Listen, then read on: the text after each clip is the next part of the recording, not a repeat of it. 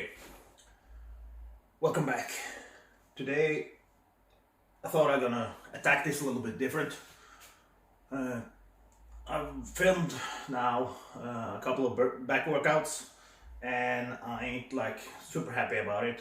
A little bit difficult talking that much during my session because I need my sessions to be very good at this point. So for me to try to explain all the things that runs through my mind when I'm doing back really becomes counterproductive at this point, and I need to focus up during the sessions. So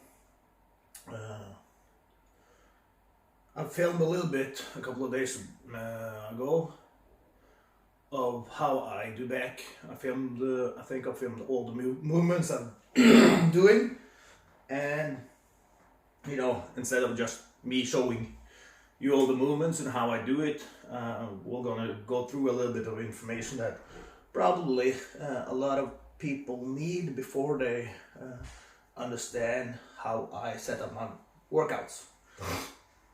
Because there's some things that run through my mind when I'm planning a back workout.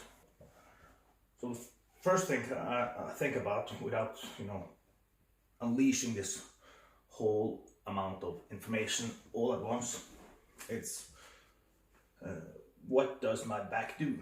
So you get two movements that are primary for your back, and it's simple. The first one is that way, the other way is here. So this will be your upper back and this will be your lats.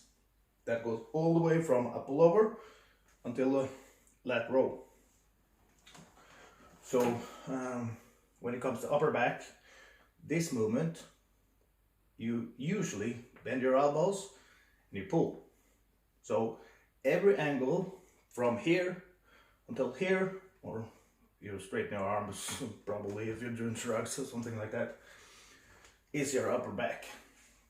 So if you keep that in mind and understand what I mean, you have opportunities to build your workout around those movements. So if you're doing lower back, say that you are doing all of your back, upper and lower, I probably would have split it a little bit, meaning that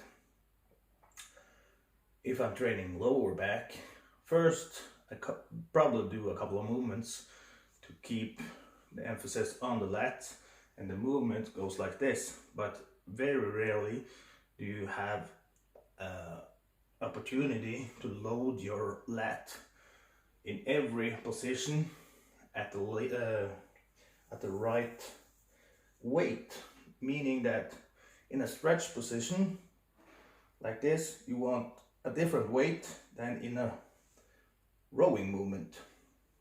So this is where it becomes a little bit complicated, but by changing your angle, like I show you a little bit later, you can emphasize on different parts of the movement.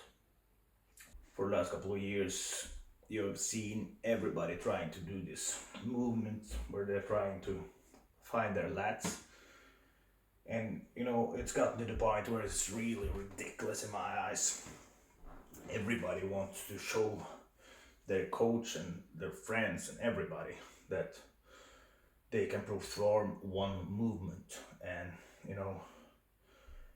it's not like you're doing a double backflip or anything. It's you're pushing the shoulder down and you're pulling to your hip, and you're leaning a little bit over to that side to get a better contraction, and everybody's filming it. And everybody thinks that this will be the magic thing that will make them have a back like I agree. You won't. In order to have a good back, you have to do more than one movement, and especially a movement that just focusing on the contraction. It's a good movement, of course. It's good contraction, it's a good movement, but keep in mind and keep being objective in your training. So what are you missing when you're really focusing on the contraction. Of course, you are not in a stretch position with a heavy enough weight. In a stretch position, imagine this. If I really contract my back when I'm doing a barbell row, I'm contracting with 60 kilos. But if I'm pulling everything that I'm capable of, I pull 320 kilos off the back, off the ground and up with my back. So in that specter, you want to be able to lift with good enough technique, but enough weight to get your body to respond. So also keep in mind, even though you see everybody looking great on Instagram, looking like they know shit, be objective in your judgment when it comes to people, movements, and training. Okay, moving on. Another thing that you want to keep in mind is like, even though you are controlling the weight, you have perfect technique, you know exactly where the movement goes and everything, you still need to keep in mind that you need progress. And one of the easiest way to keep gaining strength and muscle is by tracking your strength. So in order to do that, you need to really have some movements and some sets that you really push your body to the limit.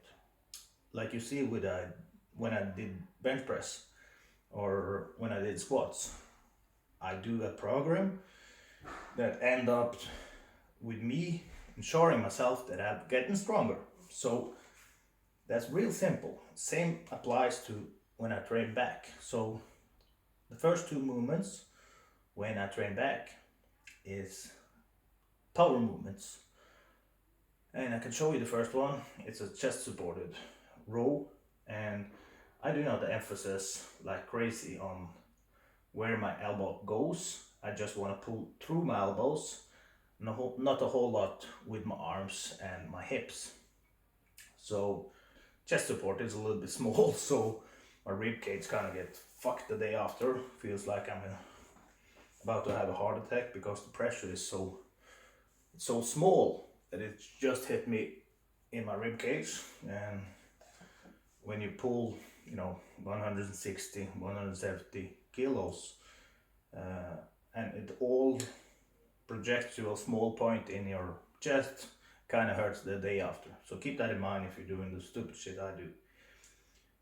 So next movement, I've been doing pull downs, but I don't feel they are super productive. And when it gets too heavy, also feel that my shoulders are getting totally fucked. So that workout, I chose another movement, a high row. And as you see, I want to keep this as transparent as it gets. I never filmed myself doing this movement before. And as you see, the weight was too much and I end up pulling a lot with my hip.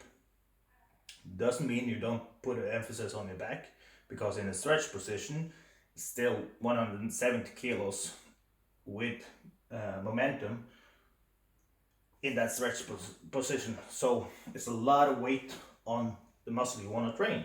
I've done this movement a couple of times, and it's not the end of the world if you see somebody use the hip a lot when they train back. Like a lot of people train deadlifts for back, and that's just hip movements, but it's still pull the living shit out of your back. So keep that in mind when you think you probably don't. So when I've done the pull movements, I still want to work out the same muscle, but emphasis a little bit on the different parts of the movements. So next movement I did was a cable row. As you see, it's nothing special really. You try to pull with your elbows. So what I usually do is I strap in and I open my hand almost. So I just hook my four fingers so I can emphasize on pulling with my elbows. If you're pulling through your elbows, you emphasize a little bit more on your back. After that, I did some pull downs, and same as I told you that when you're doing pull downs, be careful with your shoulders. If you open up too much and really stretch it behind, and you're like me, not that flexible, and the weights become too heavy, you might end up with a couple of injuries. So keep that in mind. It's not only the bench press that fucks up your shoulders. It's usually you underthinking everything. So another thing you want to keep in mind when you're doing pull downs is I see a lot of people when they're pulling in a straight line, because you want to keep the line that the weights come from with your elbows. And when you pull down, you don't want to end up pushing your elbows forward, because then everything, you have a lot of weight going here and through your lats, but when you change this angle, everything becomes all the weight goes through your elbow and the joint, and that will end up hurting. So keep that in mind when you're pulling. Even though your range of motion ain't that big, stop when you feel this is all I can do. Do not try to touch your chest just because you've seen somebody else do it, because if you change the angle of any other joints, you end up fucking yourself. That's for sure. From there, I went on to a simple pull-up exercise, and as you see, the way I do it, I try to emphasize on the lats. So I tuck my elbows a little bit in, chose somewhat of a neutral grip, and pull through my elbows and push my shoulders down. So it's simple, but it needs some experience to do it right. When you're doing like underarm pull-ups, try to push your shoulders down and almost lean back so you can emphasize on the lats. Like I talked about in the beginning of the video, when it comes to your lats, and the movement goes from elbow all over your head in a stretch pullover position, all the way to you tucking in your elbow and reaching for your wallet. That's usually the most contract you get your lats. So the difference in weight are obviously something that need to be there, because you're not in a stretch position. If you really want to emphasize on stretch, you need a whole lot of weight. But then again, don't be stupid. As long as you keep your elbows in and you don't flare out your shoulders, usually that ain't a problem. So keep in mind, the movement has to be correct and technique has to be correct in order to put on the weight that you want to pull or stretch with, really. When you then change the angle, the stretch position ain't really there anymore. You like you see me doing now, it's like this is the strongest part of the movement, so you can put on a whole lot of weight and control it, because this is where I feel the strongest. And on top of that,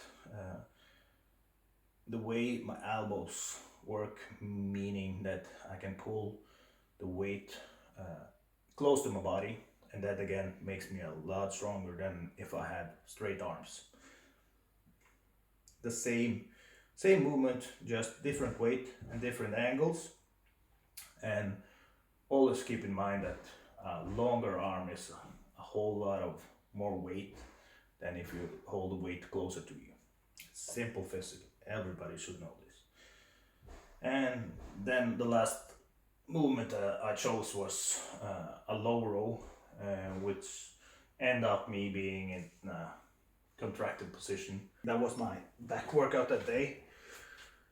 And as you saw, becomes a little bit difficult training by yourself and trying to film it. So next time I'll get a cameraman and I'll explain as we go. And you know, there were a couple of things that I should probably do a little bit different and explain a little bit on. But this will be as it will be, doesn't really matter.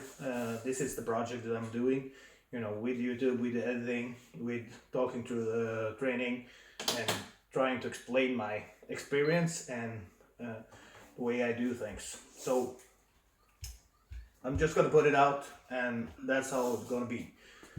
Like and subscribe to the video. Like the video and subscribe to the channel.